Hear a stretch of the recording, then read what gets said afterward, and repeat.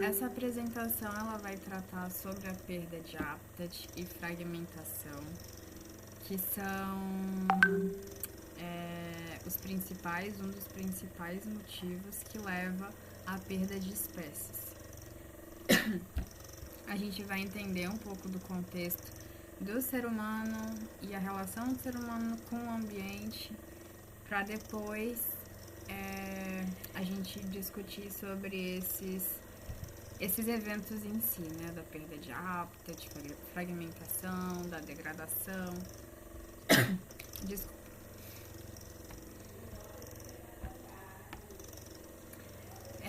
O ser humano, a espécie humana, ela surge há cerca de 200 mil anos, lá na região do leste da África. E ela passa a se dispersar. Ela povoa várias regiões até se tornar uma espécie cosmopolita. Bom, uma cronologia então do ser humano, da ocupação do ser humano através do tempo e das inovações. Na verdade, essa cronologia ela é bem mais ampla, né? Mas a gente vai focar aqui no surgimento da espécie humana. E aí a gente tem a revolução cognitiva na nossa espécie. Então surge a linguagem ficcional, é o começo da história. E aí os sapiens se espalham a partir da África. Há 45 mil anos atrás, a espécie humana povoou a Austrália e logo em seguida a gente tem a extinção da megafauna australiana. Há 30 mil anos atrás ocorre a extinção dos neandertais, que foi uma outra espécie que coexistiu com a espécie humana. Há 16 mil anos atrás, os sapiens povoam a América e aí logo em seguida a gente tem a extinção da megafauna americana. Como a gente viu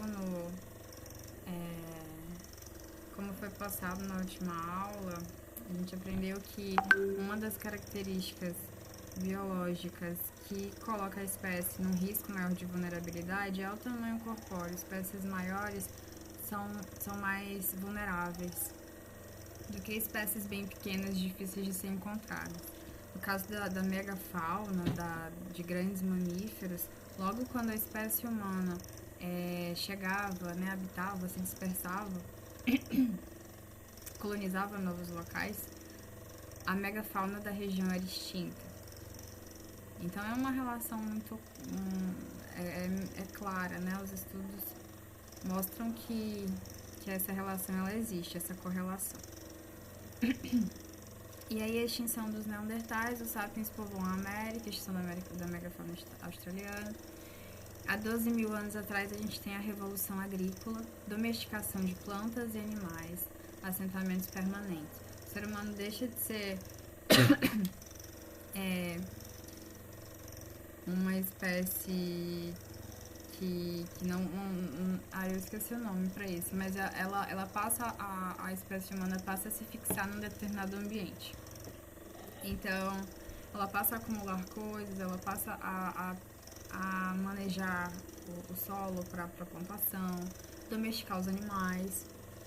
E isso leva ao comportamento de territorial, assim, de pegar um território para si, chamar aquilo de casa e começar a montar um local, acumular coisas, que é um comportamento caro à espécie humana e que é incentivado pelo modelo político-social, econômico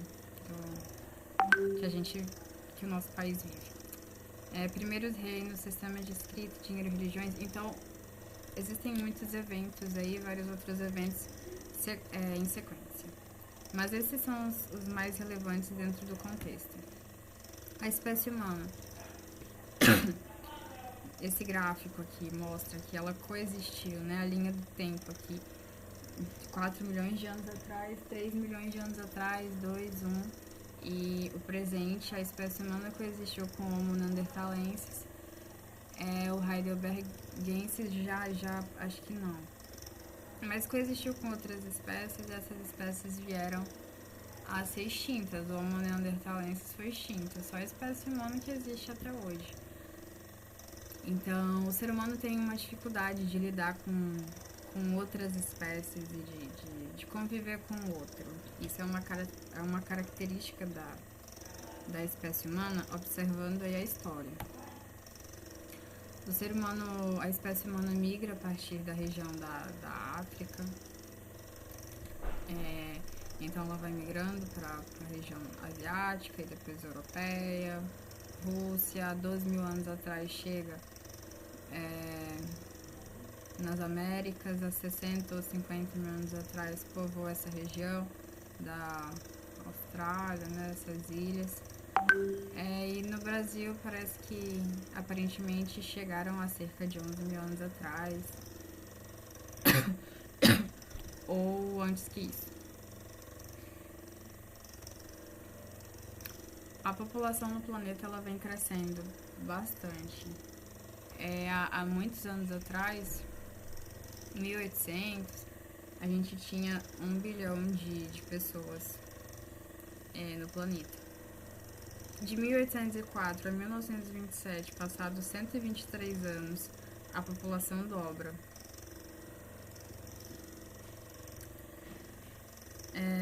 E hoje em dia,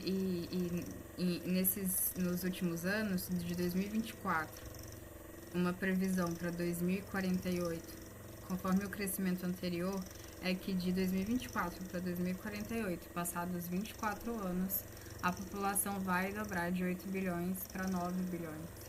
Sendo que em 123 anos,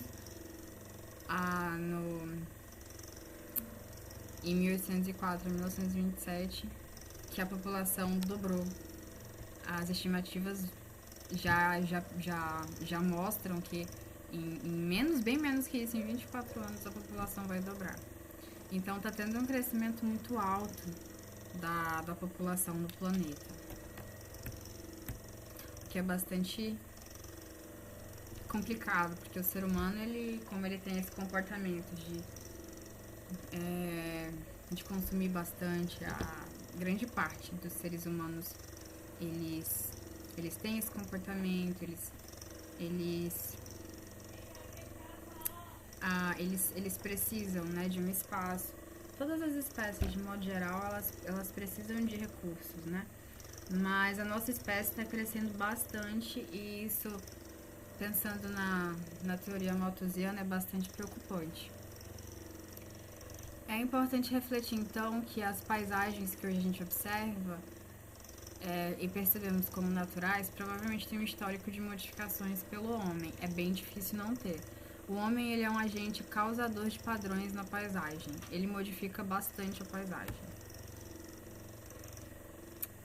E bom, a gente vai falar das taxas de extinção das espécies também.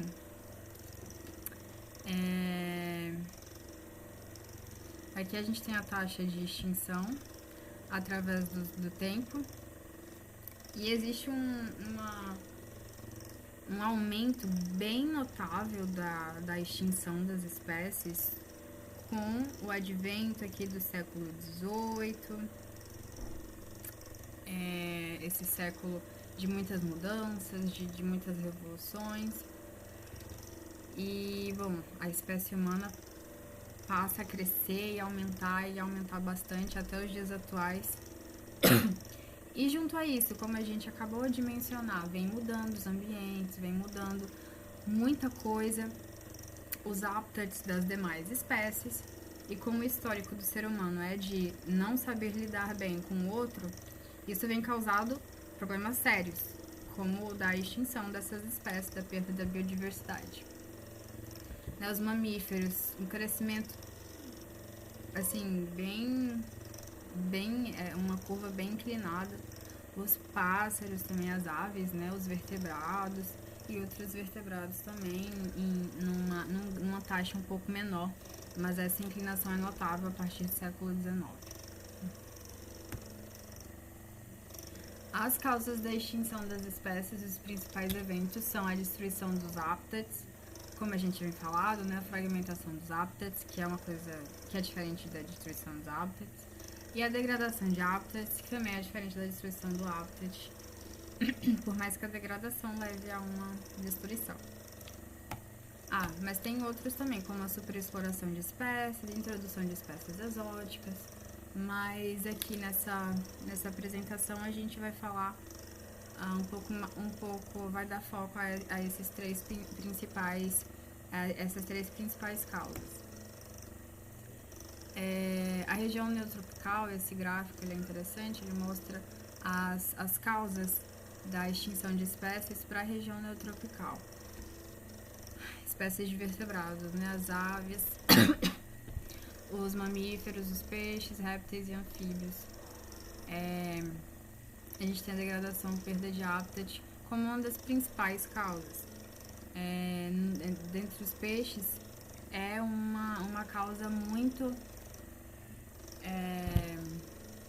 ainda mais preocupante quando a gente pensa nos peixes continentais, nos peixes de água doce, que de fato tem um grande peso essa questão da degradação ambiental. Para os peixes marinhos já nem tanto, seria mais a exploração. É o que mostra esse gráfico aqui, na sequência, que a maior ameaça de espécies em ecossistemas terrestres e de água doce é a perda ou transformação dos hábitats. A perda ou transformação dos hábitats, a mudança dos hábitats em que as espécies estão. Enquanto que o ambiente marinho é a superexploração. Aqui a gente tem a bacia dos rios Tocantins e Araguaia, que deságua no delta do Amazonas, né? Faz parte da bacia amazônica. E aí a gente tem uma série de barragens no curso do rio, que muda completamente o ambiente. Esse ambiente de água doce que os peixes estão acostumados, que é um ambiente de rio, de água corrente, ele é modificado. E aí a gente tem uma série de lagos, praticamente, de ambientes sem correnteza. Os peixes que precisam migrar, os peixes que são adaptados à correnteza, eles vão sofrer muito com essas modificações e muitas espécies são extintas. Perda de hábitat e fragmentação não são a mesma coisa, embora elas ocorram ao mesmo tempo. Então a fragmentação, ela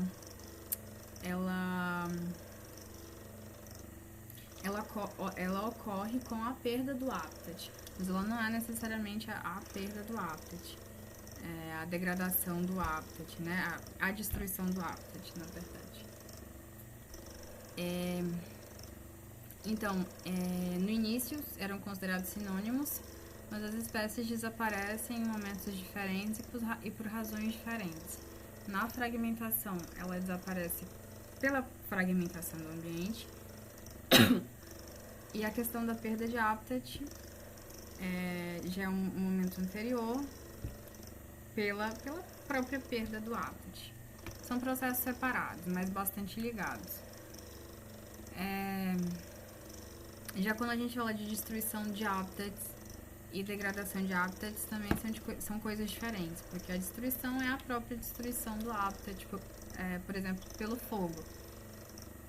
Enquanto que a degradação já é um processo que leva um gradual e que vai modificar completamente o ambiente. Ele está modificando o ambiente. Ambos modificaram o ambiente, mas aqui é um processo mais lento, como a modificação pela poluição.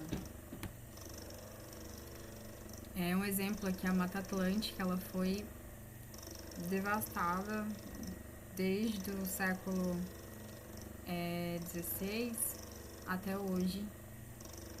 Muitos hectares foram perdidos e bom, não volta mais, né? A Mata Atlântica, ela hoje tem 19 milhões de hectares, corresponde a 12% do que era antigamente, 12,5%. E a outra causa é a fragmentação dos hábitats. Bom, o que é a fragmentação dos hábitats? A fragmentação do habitat é o processo no qual uma área grande, um habitat, é reduzido em área e ele é dividido em 2 ou mais fragmentos. Aquilo tudo é fragmentado. Vai mudar completamente o habitat.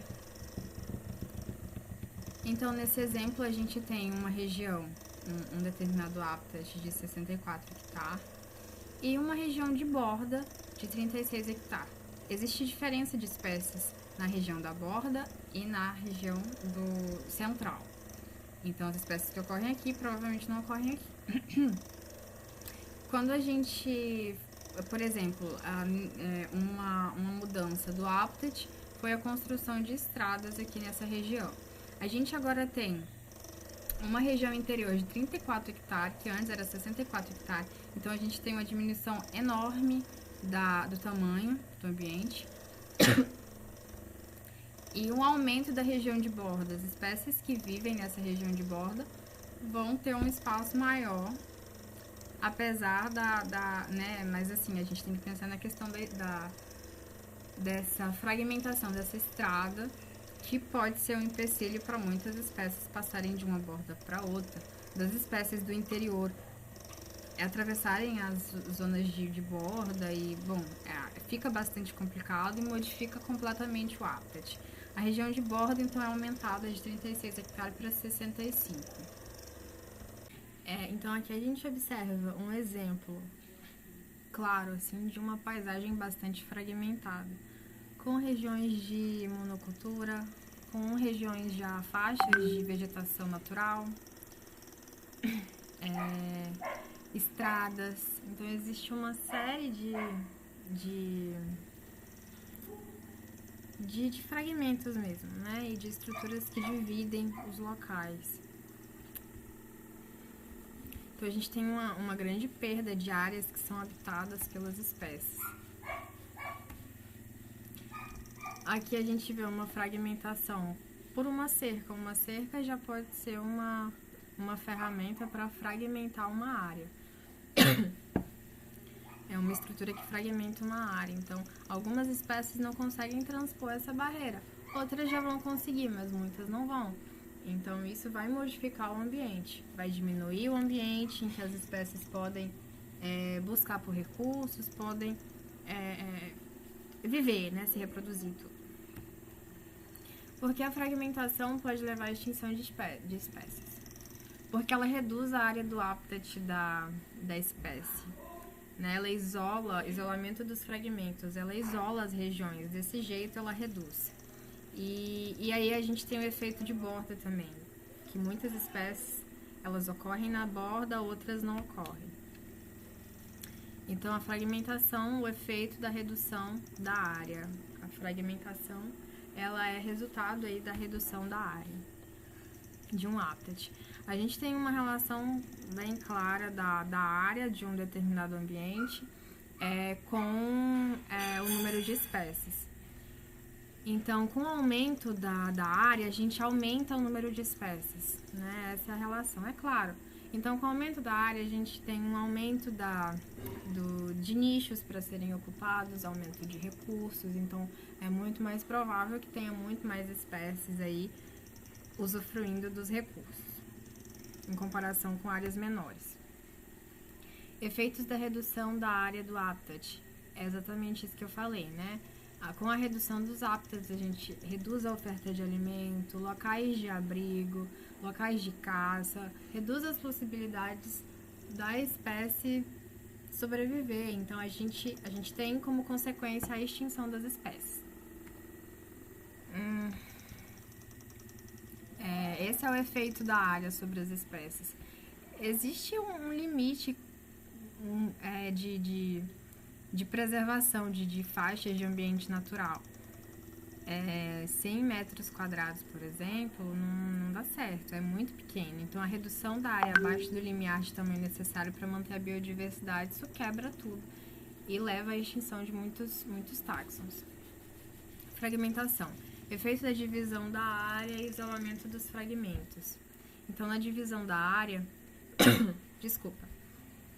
a fragmentação ela ocorre mesmo quando a área do habitat total não é afetada, como na divisão do habitat por uma estrada, por uma ferrovia, por canais, linhas de transmissão, cerca, barramento nos rios. Isso tudo vai dividir o habitat e já vai modificar bastante o fluxo naquela região, a vida naquela região para muitas espécies. Para algumas espécies não, mas para algumas outras espécies vai ser o suficiente. Aqui alguns exemplos dessas estruturas que fragmentam. E, novamente, a gente observa isso em qualquer lugar hoje em dia, né? Vem se tornando cada vez mais comum o crescimento das monoculturas, e aí essas regiões que são preservadas, onde tentam não mexer, para tentar manter uma certa quantidade de espécies.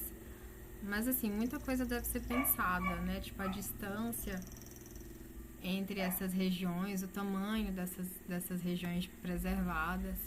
E aí a gente toca num assunto que é a teoria da biogeografia de ilhas, que os pesquisadores aí, o Wilson e MacArthur, ele pensaram em uma série de hipóteses para o funcionamento, para entender a biodiversidade nas ilhas. Eles identificaram que quanto mais próximo do continente, mais espécies existem nas ilhas, em comparação às ilhas mais distantes, que aí vão ter menos espécies. Ilhas maiores vão ter mais espécies em comparação às ilhas menores, em comparação com as ilhas menores. E a gente tem uma menor proporção de espécies se extinguindo em ilhas maiores, a proporção, né, é menor do que em comparação com as ilhas menores, que já tem menos espécies e tudo mais. Mas existem várias críticas a teoria da biogeografia de ilhas e a tentativa dela de servir para explicar ambientes fragmentados. Ela pode ser usada, mas aí tem muitas críticas em relação a essa transposição, né? Uma delas, por exemplo, é que as espécies podem vir de outras ilhas que são ambientes fragmentados, então pode ter essa transposição, essa dispersão, né? Mas na teoria das ilhas a gente tem o continente próximo que faria com que as espécies migrassem para as ilhas. E as espécies, por exemplo, também são tratadas como iguais na probabilidade de extinção, mas a vulnerabilidade à extinção variaria, né? Isso vai bate de frente com a teoria da biogeografia de ilhas. Bom, o efeito do isolamento no próprio fragmento. Nos fragmentos a gente tem o efeito do isolamento. Então, nas populações pequenas que são isoladas, então, nos fragmentos, a gente tem, pela separação, né, pela fragmentação, subpopulações com poucos indivíduos, o que é bastante ruim, torna aquela subpopulação bastante vulnerável e a população, de modo geral, vulnerável. Sofrem efeito de populações pequenas, então são populações pequenas e os efeitos deletérios vão ocorrer nessas populações pequenas, tipo uma pressão endogâmica maior, então indivíduos mais próximos, né, aparentados, vão ter relações e vão se reproduzir, e aí a gente tem uma taxa maior de doenças, de problemas derivados da questão da endogamia, né, e do relacionamento e da junção aí de alelos semelhantes que podem trazer complicações e doenças. A probabilidade aumenta. A gente tem a deriva genética, a possibilidade de eventos aleatórios modificarem a questão da diversidade alélica das populações. E os eventos estocásticos que podem ocorrer, uma queimada, tudo, que em uma população pequena é devastador, né? Isolado.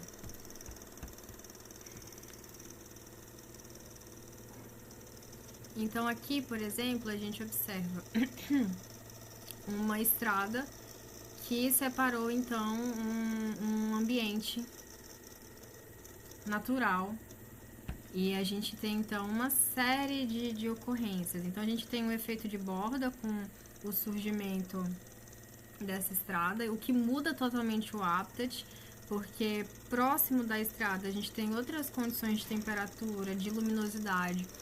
A gente tem poluição vindo da estrada, sonora, poluição química mesmo, né? Poluição do ar. Então a gente tem animais que tentam ultrapassar essa barreira, muitas vezes são atropelados, e é isso aumenta ainda mais a perda de indivíduos, a perda a vulnerabilidade da espécie.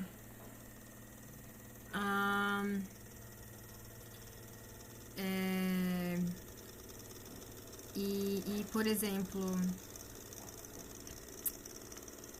bom, a gente tem a predação também, então alguns animais vão se aproveitar dessa barreira. A gente tem comportamentos de todos os tipos, animais que se aproveitam dessa barreira para predar outros animais, então tudo modifica bastante. Essa estrada ela vai funcionar como um filtro. Algumas espécies conseguem passar, espécies mais adaptadas a esse tipo de mudança. Outras espécies já não conseguem. Essas espécies são as mais vulneráveis, vão ser as mais vulneráveis. O que a gente observa nessas áreas fragmentadas também é a questão da metapopulação. A gente tem subpopulações, um conjunto de subpopulações da mesma espécie, que são parcialmente isoladas. Ainda existe ligação, então, entre essas populações, essas subpopulações. Elas não estão totalmente isoladas. E elas são unidas por um fluxo esporádico de indivíduos gêmeos. Ainda tem troca de indivíduos, os indivíduos conseguem se locomover, se mover através desses ambientes.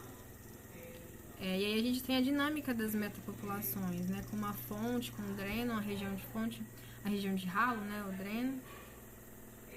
E aí as espécies vão se locomover, vão se dispersar para outros ambientes, outras manchas, outros fragmentos.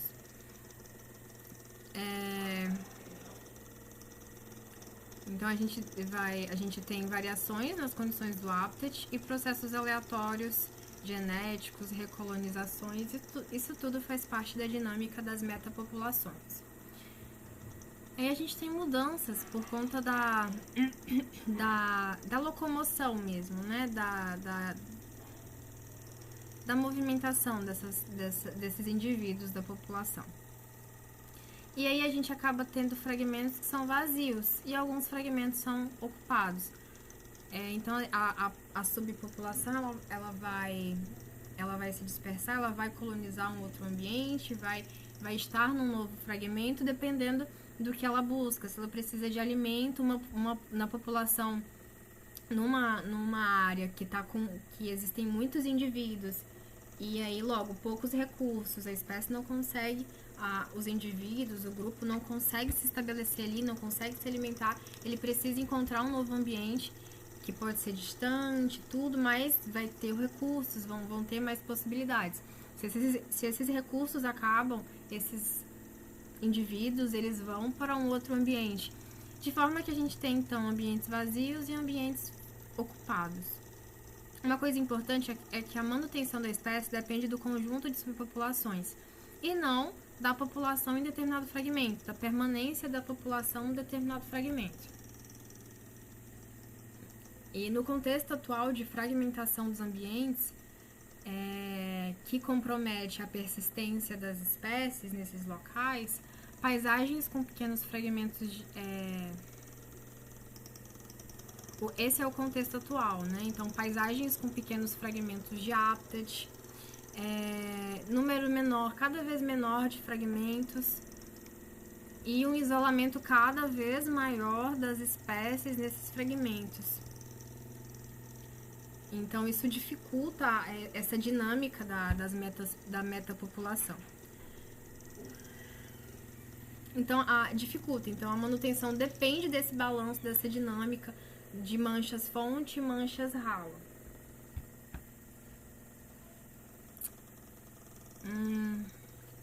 Bom, por que a fragmentação pode levar à extinção de espécies? O outro motivo é a questão do efeito de borda, que a gente vai falar um pouco mais. Então, o efeito de borda, ele é mais das consequências aí da fragmentação. Então, o que é o efeito de borda? Quando a gente observa a fragmentação, na região de transição entre o ambiente que foi destruído, o ambiente modificado e o ambiente que está preservado, existe uma região de transição que a gente chama de borda. Nessa região, a gente tem diferenças claras em comparação com o ambiente preservado. Então, é diferente ecologicamente do interior do fragmento do habitat e a zona de influência varia em largura dependendo de fatores como luz, vento, componente, dentre outros. Então, essa região ela vai ser modificada em questões quanto às características abióticas, como a questão da luminosidade vai ser diferente, apesar de ser aparentemente a mesma região, mas existe esse efeito de borda, né? É a mesma região, sim, ainda é a região preservada, teoricamente. Mas na região de borda, as características do local é diferente. Na região de borda, a gente tem algumas sub-regiões. Então, uma região bem de cara com um ambiente modificado, então é a borda abrupta. Já a região interior da borda e uma região que é chamada de borda gradual, que é mais distante do ambiente que foi modificado e vai perdendo as características da borda. É importante destacar que na região de borda vivem espécies que não vivem na região interna ali do fragmento preservado. Então, a região de borda ainda abriga espécies, mas as espécies que antes viviam antes da modificação, né, antes da fragmentação, eram espécies diferentes, não eram espécies de borda. Então, os efeitos negativos da borda podem ser divididos em duas classes: os efeitos abióticos e os efeitos biológicos, diretos e indiretos. Então, os efeitos abióticos são as mudanças nas condições ambientais lá do meio, então a gente vai ter mudança na exposição, na luminosidade, na exposição solar, na umidade. A poluição também pode ser que seja bem maior na região de borda. E, bom, os efeitos biológicos diretos são as alterações, por exemplo, na abundância e na distribuição das espécies, que vai modificar. Existem espécies de borda e espécies do interior do fragmento. Mas isso está diretamente relacionado com as mudanças abióticas. E os efeitos biológicos indiretos, que são as mudanças nas interações ecológicas. Então, os efeitos abióticos aqui, eles são ilustrados, né? Possibilidade de poluição, tudo. Então, esse microambiente da borda é diferente daquele do interior. Então, a gente tem uma série de características que vão mudar na borda. Aumento da luminosidade, temperatura maior, maior incidência de vento. As espécies que antes eram acostumadas com o ambiente não fragmentado, elas vão modificar, elas vão sofrer com essa mudança. Respostas de plantas e animais às mudanças abióticas da borda. A gente tem uma alteração na distribuição dos organismos. Nesse exemplo aqui das plantas, por exemplo, as plantas da borda, elas vão modificar, elas vão sofrer mudanças e vai dar lugar aqui a plantas que são mais... são plantas, algumas mais rasteiras, plantas que não dão sombra, né? Plantas de sol. E aí isso vai sendo gradualmente substituído. Os efeitos biológicos diretos da borda. Bom, continuando, né? Na borda, as condições abióticas excluem aves de interior de mata, excluem anfíbios. Muitos animais vão ser retirados da região de borda. Eles não vão sobreviver nessa região, porque há muitas mudanças bióticas e abióticas e efeitos também na parte biótica. Então, as novas condições vão atrair predadores onívoros, macaco prego, roedores, se alimentam de ovos e filhotes de aves, então isso já é preocupante para as aves, reduzem a abundância dessas espécies. A gente pode contar também efeitos positivos. Os efeitos negativos foram todos os citados, e os efeitos positivos é que existem espécies que são adaptadas a essa região de borda. Mas a gente tem que pensar que quando um aumenta, o outro diminui. Quando a borda aumenta, a gente tem uma maior borda, a gente tem um interior menor do habitat e existem muitas espécies que precisam dessa região interior. O tamanho e o formato do fragmento, eles determinam a magnitude do efeito de borda. Então, fragmentos muito pequenos, eles são 100% borda, como é o exemplo aqui.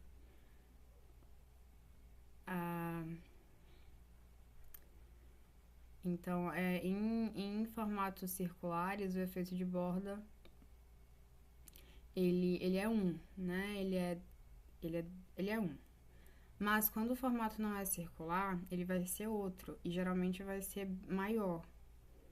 Então, formatos circulares, aparentemente, diminuem a magnitude do efeito de borda. Os outros formatos tendem a aumentar esse efeito de borda.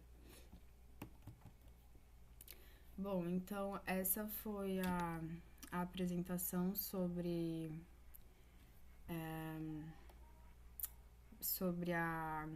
a fragmentação dos hábitats, destruição dos hábitats. E a gente falou sobre esses fenômenos, sobre o contexto do ser humano nisso tudo, que é a discussão mais importante, talvez, né, a mais importante, e como que nós estamos impactando o planeta e formas de reverter isso precisam ser pensadas. E aí a gente estudou o que ocorre, quais são os tipos de eventos que causam a perda dos hábitats, a degradação, a destruição dos hábitats e depois a fragmentação. E a gente entendeu, então, quais são as consequências de cada evento. E é isso, obrigada.